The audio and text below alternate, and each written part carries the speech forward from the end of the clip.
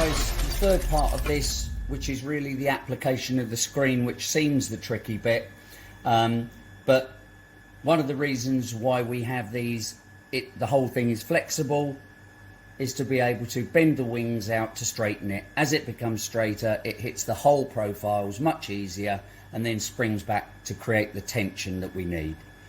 Therefore, to put on and take off, you are looking to bend this product into position, okay? So you will take your screen, apply the first holes to the first 3 holes,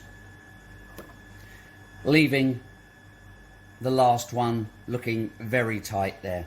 Now you can choose whatever works for you after that.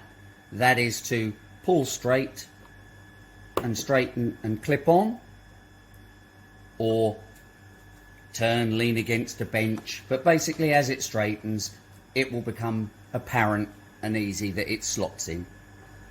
And exactly the same for removing. Pull the wing out, pop it off, job done. So it is a very simple product. It was always designed to be simple and quick. It's not the saviour of the planet. It is basically what it is, okay?